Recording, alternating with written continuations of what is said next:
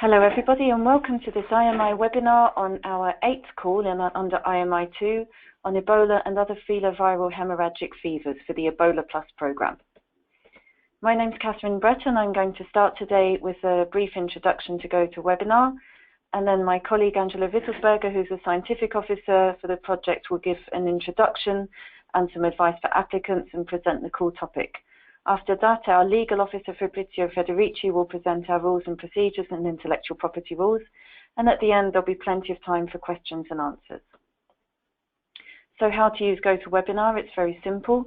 You can expand and minimize the control panel, you can make it go full screen, and you can raise and lower your hand by clicking on the icons indicated there on the screen.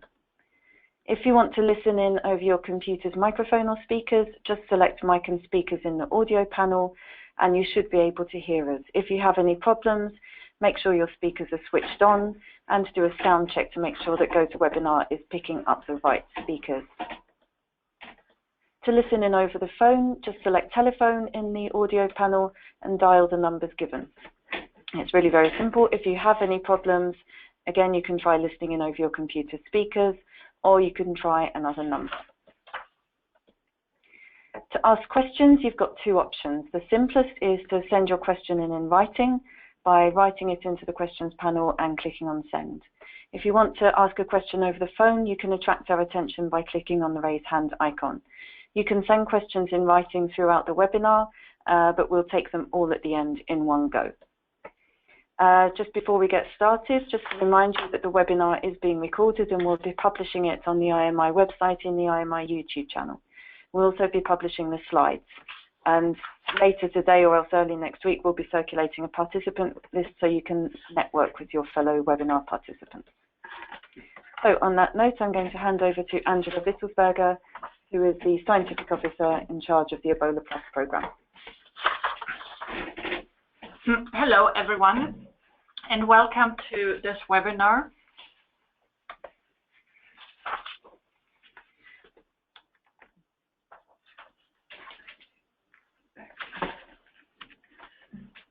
So, this webinar today will cover the background of the Innovative Medicines Initiative Ebola Plus program. Then I will briefly go through the scope, the objectives, and the expected impact of this 8th call for proposal under IMI2. I will speak briefly about the call process that is different from what we usually do under IMI. And I have some tips and recommendations for a successful proposal. And then my colleague Fabrizio Federici will take you through the rules and procedures.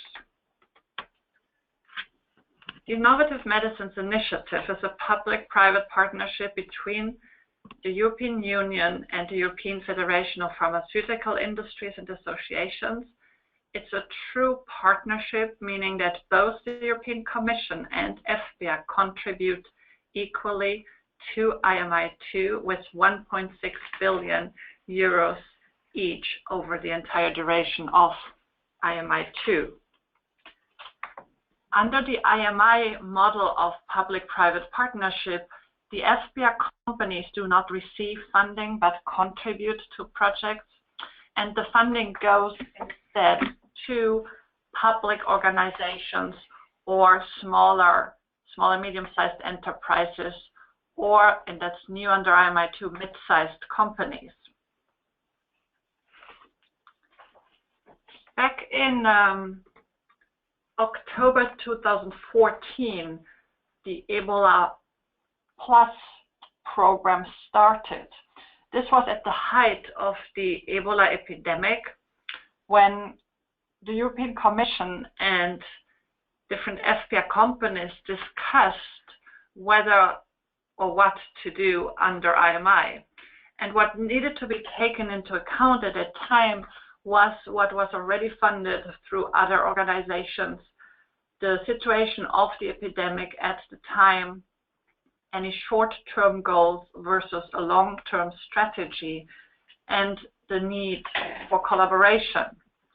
So as a result of those discussions, it was decided to launch a programmatic approach under IMI that would cover the entire innovation cycle, from early discovery towards development of novel treatments and diagnostics, but also diagnostics tools, and also delivery and implementation of vaccination programs. So the scope was filoviral hemorrhagic fevers, both fast impact and longer term approaches, and a very broad scope from early discovery to compliance and diagnostics.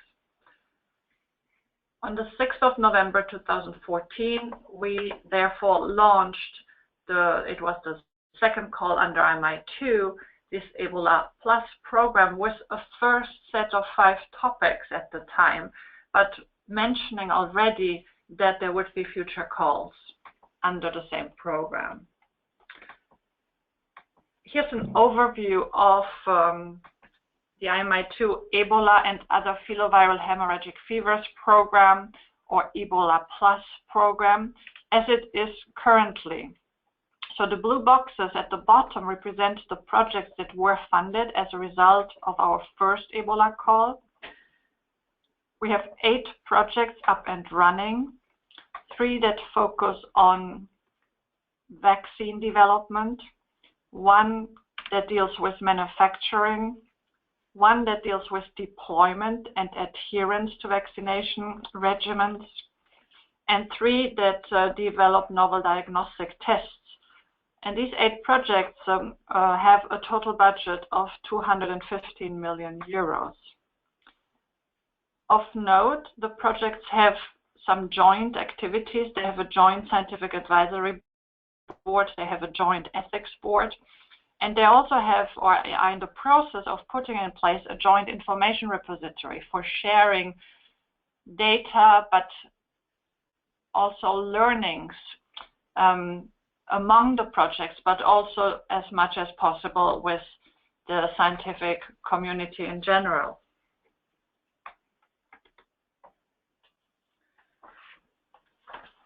So the current call, the 8th call under IMI2, the projects that will be funded here will join the Ebola Plus family.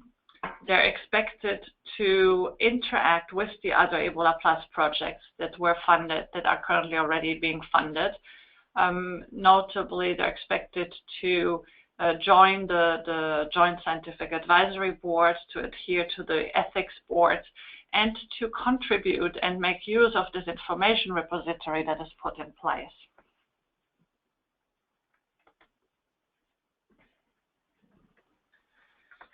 So this call has the same broad scope than the first Ebola call.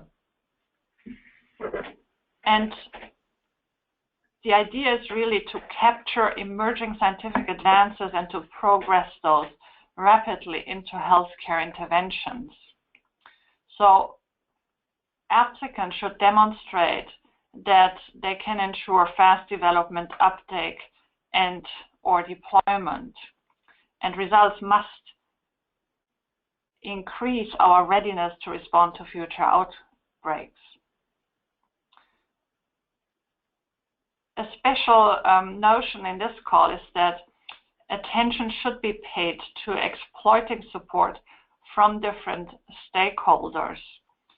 And there's an expectation to include funds from contributing partners, and these must account to at least 40% of the total budget. I will come back to this a little bit later. So in line with that, or rather as a result of that, is that we really want to ensure that the consortium has the capability and capacity to broaden and fast forward their results into validated treatments. And that's why it is important to have contributing partners in the consortium, we believe. And the last point here is that applicants are encouraged to build on outcomes of research stemming from current research programs, either projects already funded or nationally or internationally, or other outcomes that that are being generated now, so to further move forward those results into validated treatments.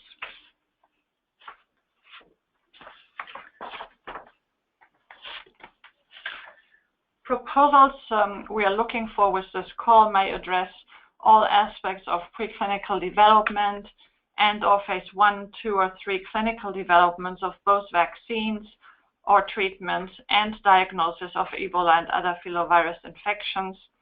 Manufacturing strategies, vaccine stability during transport and storage, deployment of vaccines and treatments are also in scope.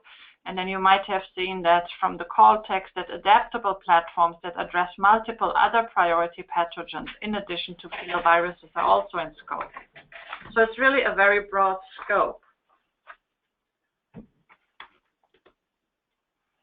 The expected key deliverables must be outputs that will increase our preparedness to react to future outbreaks of Ebola and other filoviral hemorrhagic fevers.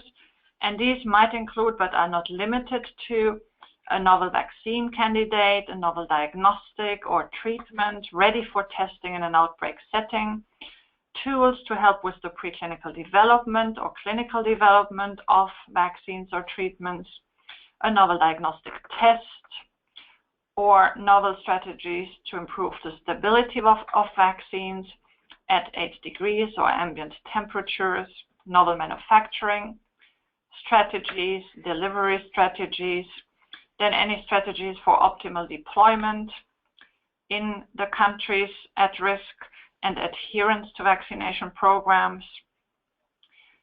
And then a special notion on exploitation of recent advances in our understanding of Ebola filoviral infections and accelerating those into healthcare intervention.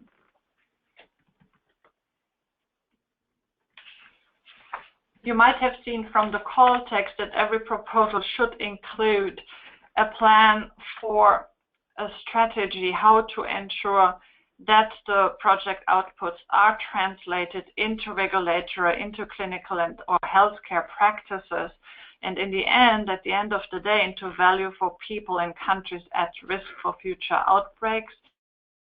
So this is a notion that comes back in the call text at different places.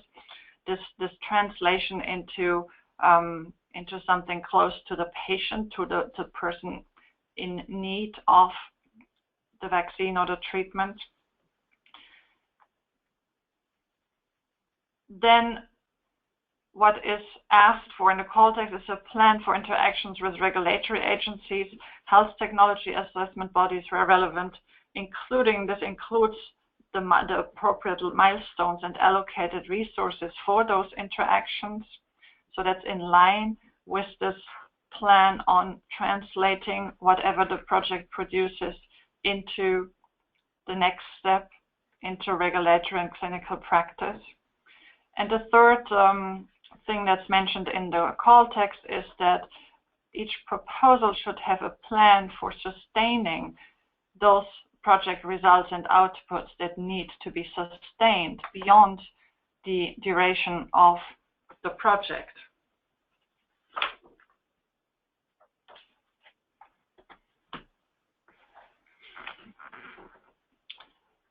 Then there's one section in the call text that's called expected impacts, and I would really encourage all applicants to read through this carefully, because as we will see a little bit later, that's one of there's a referral under one of the evaluation criteria to this section in the call text. So expected impact, here we have stated in the call text that the work must contribute to the objectives of IMI2 and Ebola Plus, aiming at leveraging input and multidisciplinary expertise across stakeholders. It must increase the readiness to respond to future outbreaks. It must maximize the benefit to the people in the countries at risk. And here it becomes important again that applicant consortia must have this capability to accelerate the project results into healthcare interventions. And in line with that is the expectation to exploit support from different stakeholders to have contributing partners. So a mobilization of funds through the inclusion of contributing partners under the IMI scheme of public-private consortia, and this contribution would represent at least 40% of the total project cost, is important to meet the expected impact. And then the last point here, it is of course expected that the funded projects will have a significant impact on global health, both at the individual and the public health level.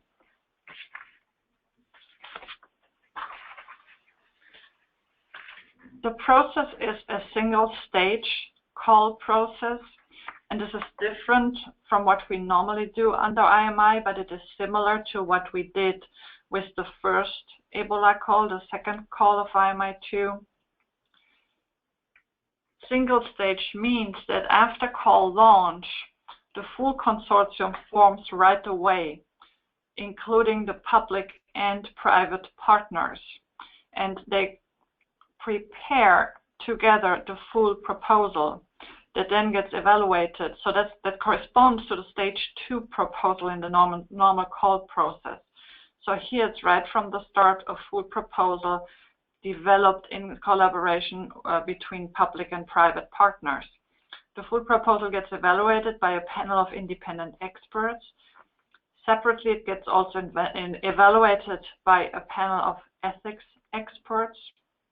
And then those proposals who score above threshold within the available budget will be invited to move to granting phase, which is the phase where the consortium agreement and grant agreements are signed, and then the project can start.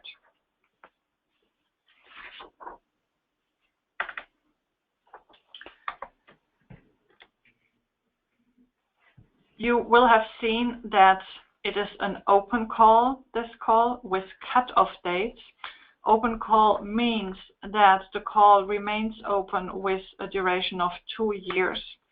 And there are several cut-off dates that run from the first submission deadline, the 16th of March 2016, up to the last submission deadline, March 2018. So this means that within the available budget, the entire budget is available upfront. The first submission deadline is the 16th of March 2016.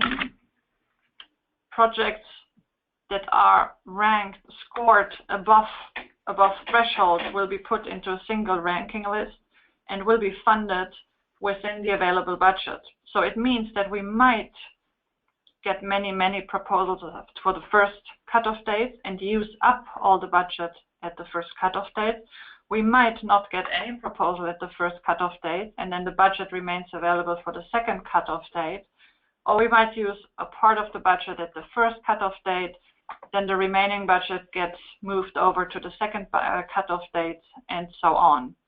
And we will obviously regularly update our website on how much budget is available for each cutoff date.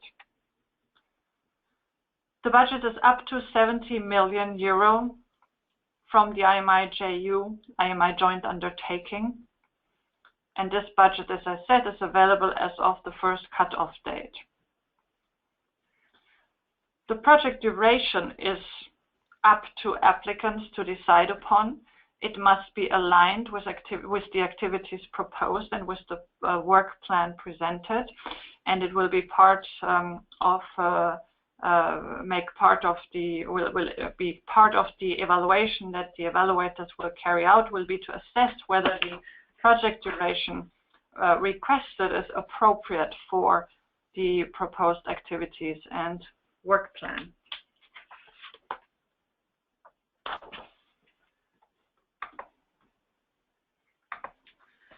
Then I would encourage applicants to carefully look at our evaluation criteria, because those are going to be used by our experts when they evaluate your proposal.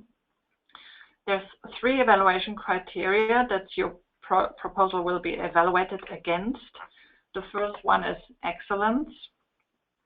here a threshold of 4 applies, meaning that a score below 4 means that your proposal cannot proceed. Please note that there are sub-criteria listed in the evaluation form that's available on our website. For example, clarity and pertinence of the objectives, credibility of the proposed approach, soundness of the concept, ambition, innovation, mobilization of necessary expertise. All this falls under excellence. The second evaluation criterion is impact, and again a threshold of 4 applies. So any score below 4 under impact means that your proposal cannot proceed.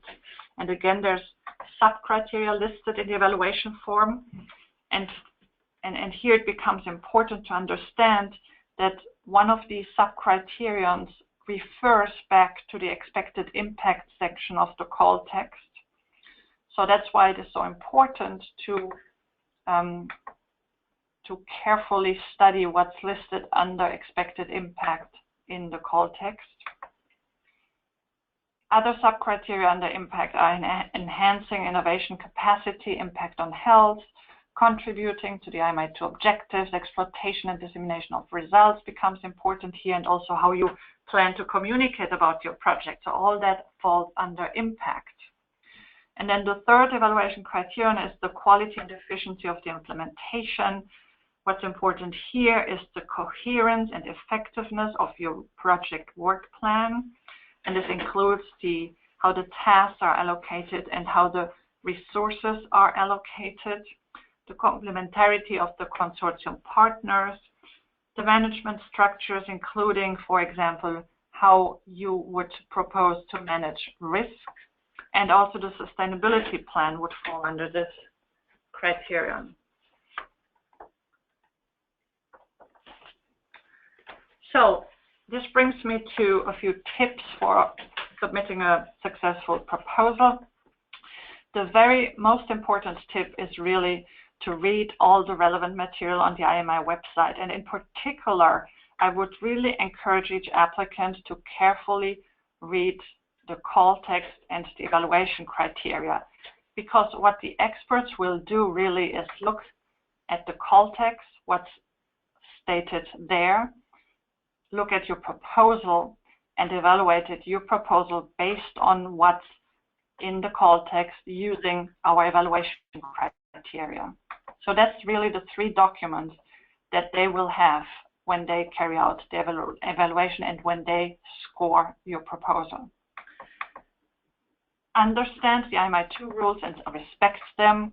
Provide all information the reviewers will need to properly be able to evaluate your proposal, again, based on the evaluation criteria. Then start working early. This is too late now because the call is already out, but start working as early as possible if you haven't done so. And please finalize your submission on time. We do unfortunately always have to exclude proposals because they were not submitted on time according to our deadline. So don't wait until the last minute to submit your proposal. And then don't hesitate to contact our office if you have any questions.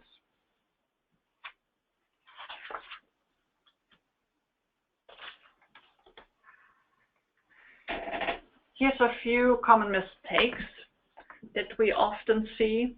So the very first is the missed deadline. Then we sometimes get proposals that are out of scope, that are not in line with what is written in the call text. Then we do sometimes get proposals that do not respect the proposal template. Minimum number of legal entities, you will hear about that from Fabrizio. This must be respected, obviously, otherwise your proposal is not eligible. All objectives not addressed. Redundancy between partners. You need sufficient partners and expertise to meet what your objectives are, but you do not need more than necessary of the same expertise in your consortium. Then another mistake we often see is that there's limited impact of the proposal, that scientifically it might be excellent, but there's no clear understanding of what the impact would be. And then also, especially since this is a single-stage submission process, ethical issues not properly addressed. So for a single-stage process, ethics becomes has the same importance as in a regular submission process during the stage 2. In order to find project partners, we encourage you to network with your contacts, to be very proactive about this, proactively get in touch with people that you think might consider applying. You can also network with your fellow webinar participants that we will share after this webinar. And then we have a partner search tool on our website that you're invited to use. And especially in this case, where it is a single-stage process and partners will have to find not only their fellow partners requesting funding, but also the contributing partners and the FPR companies. You can also get in touch with your local IMI contact point, and there's a link here. You can talk to your national contact points, and you can work on social media, for example, our IMI LinkedIn group. And again, this is something we would really encourage every applicant to do in this case of a single-stage process. Please note that we have requested FPR companies and contributing partners to post their intention to submit a proposal on the IMI Partner Search tool and the IMI LinkedIn group. So whatever FPR company will apply should normally be visible there.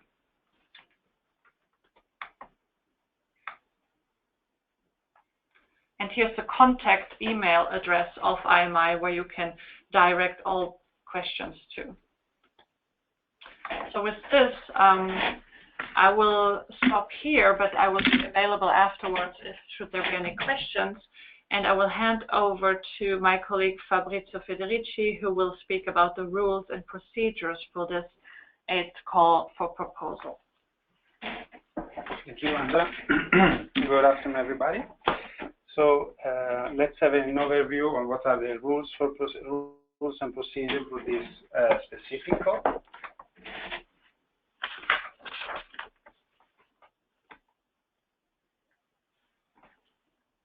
Okay, so IMI2, as you probably know, is an initiative funded under the H2020 framework program.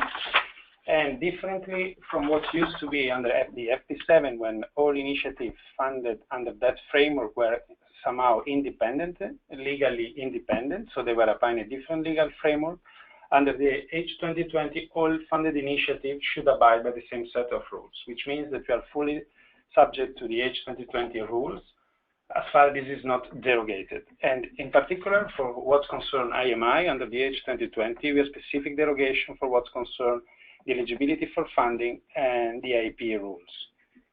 In this specific call, we fully apply the rules of participation, except where, as I said, we have a derogation for that. Angela already presented the single stage, so at each cutoff date, we should receive full proposal, including all necessary expertise and participants. So we don't have any more for this call two stages, but only one. The entire expertise should be present in each full proposal at the submission date, so at the relevant cutoff date. And each full proposal should involve at least 3 legal entities, each one of them established in a different member state or H2020 associated countries. This is very important. This is a standard minimum condition for research and innovation action, which apply to all H2020. So we already saw that this call will run for 2 years, and we have several cutoff dates every six months. And again, Angela already mentioned that the entire budget, 70 million euro, will be available as of the first cutoff date, which means that we, in principle, could use up all the 70 million at the first cutoff date, but it if not, we can also have the entire budget available at the second or the third cut-off date. This will depend from the submission of proposal and those which will be selected after each cut-off date. So, but who can participate in our proposal? So we say IMI is an open program, so we really want to incentivize and to attract any participation from worldwide. So I mean, any organization in the world could apply, in principle with some limitation, could apply to the IMI call and submit a proposal as far as they are carrying out activities which are relevant for the IMI2 objective, for the call for proposal. However, not all those entities can fund it, I mean, are eligible for funding. Only a limited set of organizations indeed can apply for funding. This organization, you saw already at the beginning of Angela's presentation, are academia, SMEs, no-profit organization, either they are research organization, patient organization, NGOs, public body, etc., etc., or, and this is new under the IMI2, mid-sized companies. So mid-sized companies are larger organizations than SMEs, which have an annual turnover up to 500 million euros and are independent or not affiliated to larger organizations. So this is the limited set of organizations can indeed apply for funding under this call. But this organization needs as well to be established either in EU member states or one of the H2020 associated countries. This means that in principle third countries are not automatically eligible for funding, but third countries participants could indeed receive funding when their participation is deemed essential by the IMI-GU. And in order to do this, we normally rely on the panel evaluation. So when in proposal where we see that we have a third country participation, we always request the panel to state if they consider the participation of that given organization is deemed essential for the achievement of that given project. So in that respect, please make sure if you have a third country participant which wish to receive funding, please make your case in the proposal in order to really clearly identify and explain why this participation is necessary and therefore why we should fund its cost for participating in the action. Let's say, so at each applicant consortium at stage 1, I already mentioned, should include all the necessary expertise, which include IMI organization eligible for IMI funding and any other organization which would contribute either in kind or financially. This means that it should be either FPA company, IMI2 associated partner, or any other contributing organization. Angela already mentioned this, and this I think is very important for you to know. Even though we don't have additional eligibility criteria for participating in this call, it's clearly requested by the call topic text that each proposal should mobilize additional resources. And this mobilization is quantified in more or less at least 40% of the total project cost. So each proposal should include a contributing partner, either an FPA company, but not necessarily an FPA company, contributing up to 30% of the total budget of the proposal. And this is in order to multiply the effect of the GU funding allocated to a given proposal which is selected for funding. So it's important for you to know that if you want to have chance to be scored above threshold on this specific criteria, you should aim to have this additional contributor as part of your consortium. Let's have a look now what we found and how we found. So the funding model of IMI2, you already heard about, is a PPP, so a public-private partnership. Therefore, we fund our action using public funds, which are funding from the H2020, which are transferred to the GU and then allocated to beneficiaries receiving funding. And at the same time, we have contribution in kind or in cash from beneficiaries not receiving funding. These are normally FPA companies which are members of the FPA association, but can also be IMI2 associated partner or any other organization. In particular, for this specific call, so far we don't have associated partner, but this could join later on during the implementation of the project or during the run of this open call, and they can join later on. For what concerns beneficiary receiving funding, here we have fully aligned also in this call with H2020. We have one single funding rate, which is 100% of the eligible cost. And indirect costs are reimbursed up to 20, with a flat rate of 25% of the direct costs. For your information, what are the contribution in kind for what we call a beneficiary not receiving funding? As I said, FPI companies or any other industries or contributor, and normally they contribute with the actual cost or indirect cost or FTE rates. So that means the staff that they put in the project. Their contribution is calculated based on their usual management and accounting practice. So they report to us what are the actual costs they incur in the implementation of the action, and this is done periodically.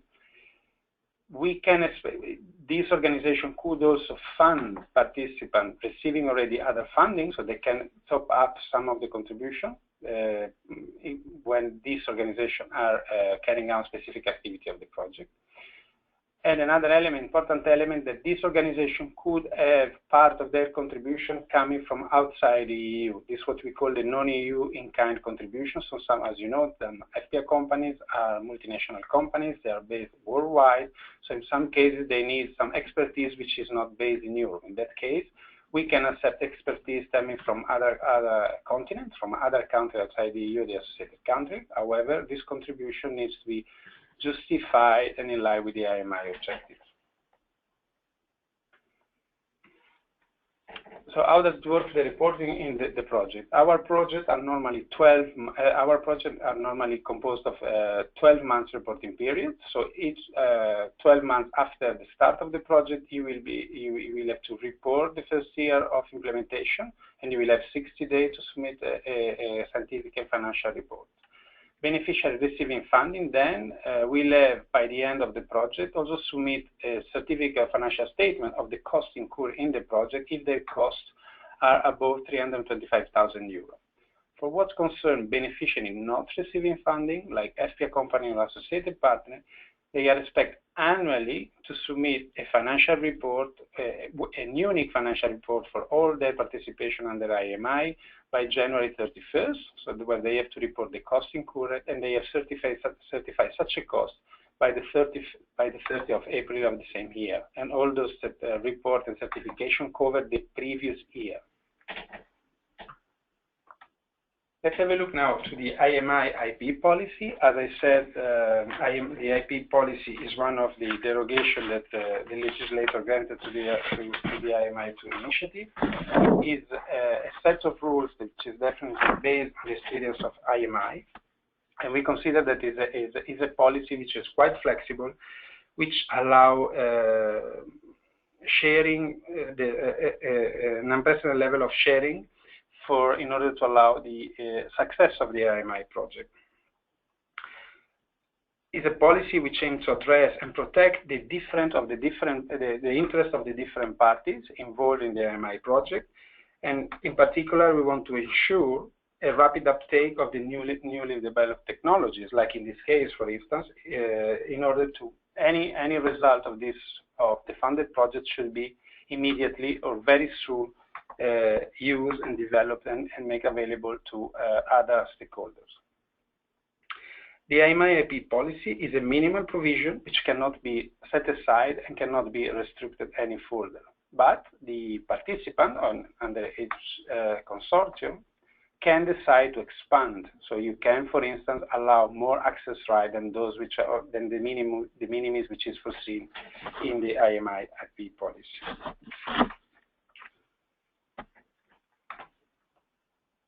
So let's have a look to the main concept of the IMI IP policy. We talk about background and results. So background is the information, any kind of information know-how that participant in the action decide to bring into the project in order to achieve the objective. So it's something which is owned by the participant before the start date of the project. Where result is any information know-how generated during the duration of the project, and which fall under the project objective. These two, background and result, are fully ruled by the IMI-IP policy, while a third concept, site ground, is fall outside the IMI-IP policy and it can be disposed by the owner of the site ground as they see, how they wish. What is the site ground? The site ground is any any information generated during the duration of the project, but which fall outside the objective of the project itself. So you can understand that if you want to avoid any possible legal dispute, it's very important prior to the start of the project to have a clear drafting of what are the project objectives, because based on those, you can clearly identify what is the result and what is the site ground, and the result is subject to the IMI-IP policy, while the site ground is not. Another important concept under IMI-IP policy is the ownership of result. There has been some misunderstanding in the past. The participation in an IMI project doesn't undermine your ownership, doesn't undermine your ownership of background, and doesn't undermine your ownership of result. Anyone who is participating in an IMI project remains the owner of its background or result. However, it's possible, as a contractual freedom of each organization, they can decide to dispose of their ownership, and they can decide either to transfer or to license their ownership. But this is not because you are participating in an IMI project. What is true, if by participating in an IMI project, you have some obligation concerning access right, which needs to be granted either during or after the duration of the project, about the background to use, background needed to use the result or the result itself. We talk about joint ownership of result when two participants have jointly generated some result and their contribution cannot be ascertained. So in this case, we talk about joint ownership. This is a general concept which is taken from the H2020 rules of participation. It's mandatory. So every time you have this situation where the two organizations or more organizations contribute to generate a given result, the regime on this result is joint ownership. We normally suggest to identify the basic provision on how to enjoy the joint ownership before the start of the project. Because if you wait to have joint ownership to establish this provision, then you risk that you will get in a dispute if this is done during the project implementation. So normally when you're drafting your consortium agreement, you suggest you already identify the key points on joint ownership and how to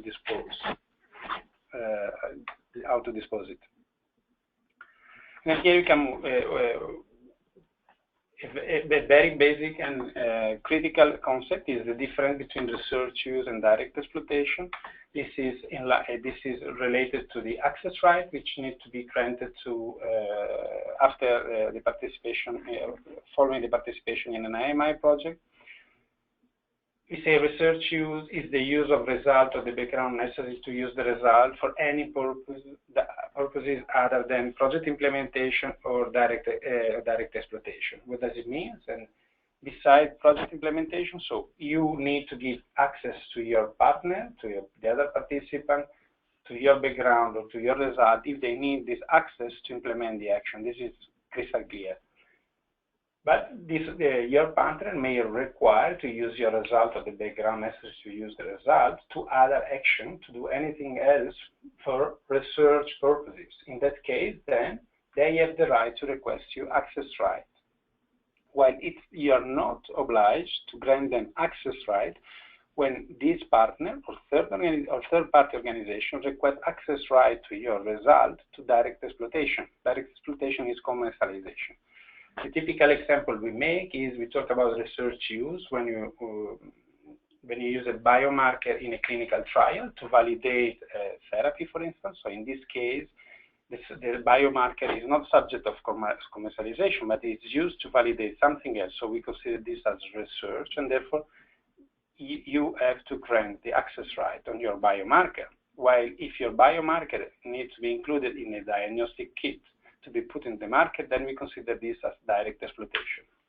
And then you will see in this table for the different type of rights, and the different type of grant access that you have to do and the related conditions. So we say for the completion of the action, background and result has to be granted royalty-free.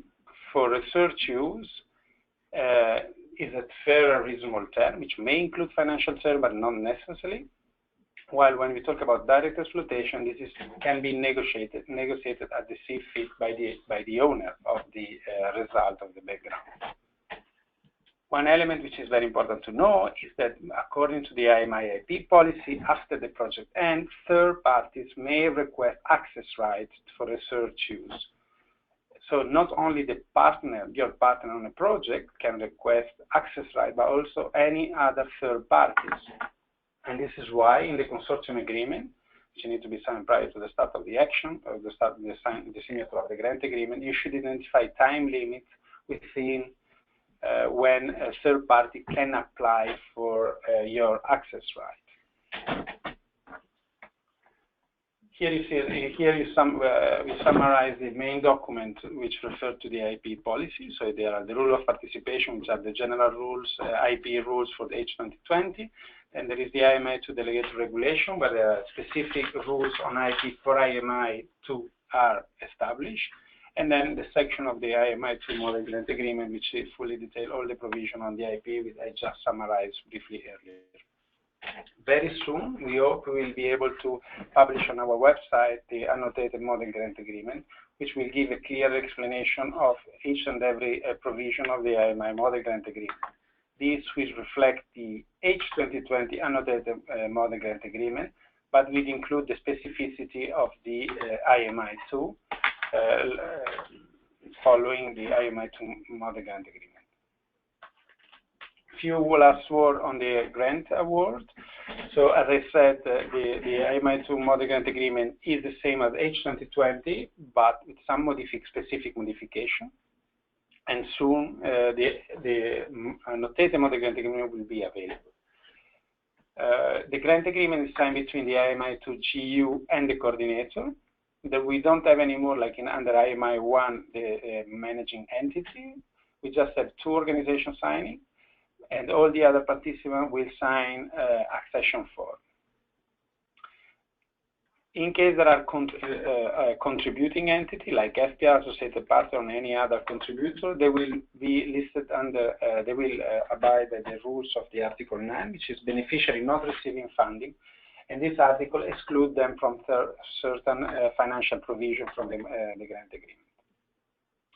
Time to grant, and this is a rule which stems from the H2020 rules for participation, is maximum 8 months from the relevant cutoff date. So it means from March 16th of March 2016, then we should be able to sign your grant agreement for the selected proposal within 8 months.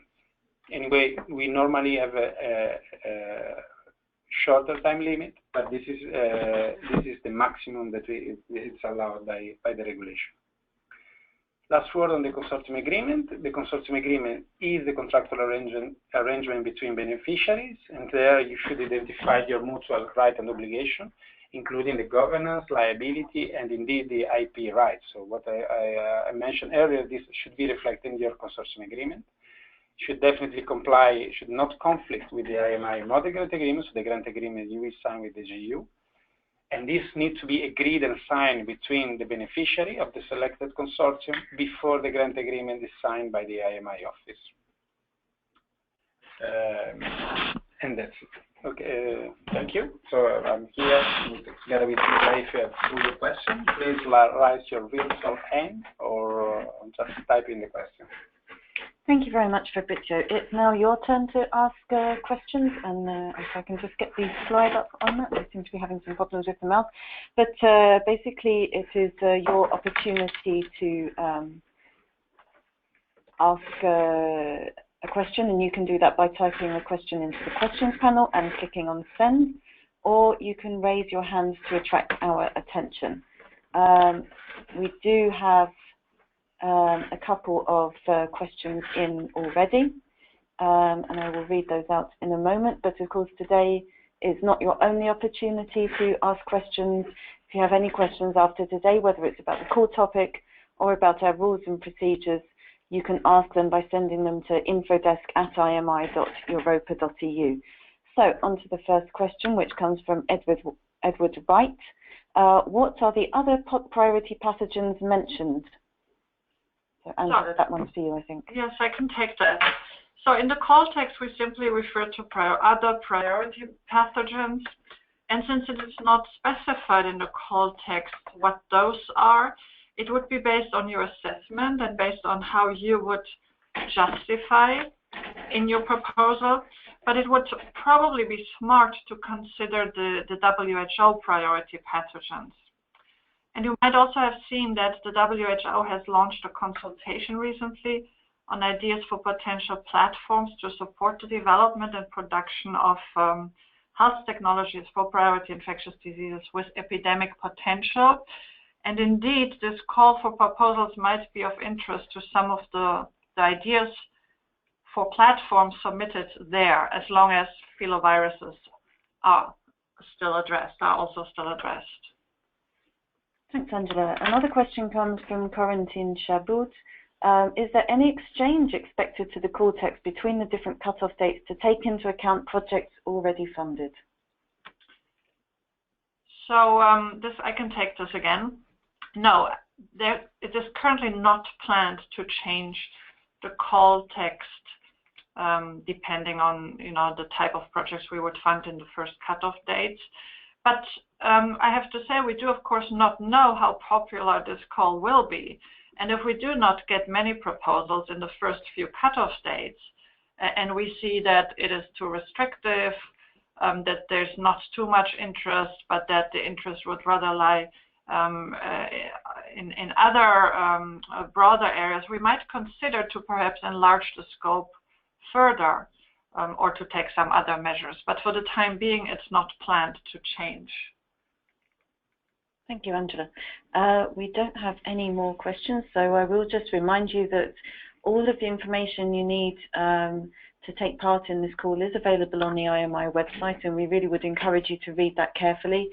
And if you have any questions, then ask us.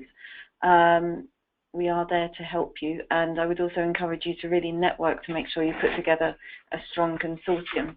So on that note, I will say thank you very much to Angela and Fabrizio for their contributions, and I will wish all of you the best of luck with your applications. Goodbye, everyone.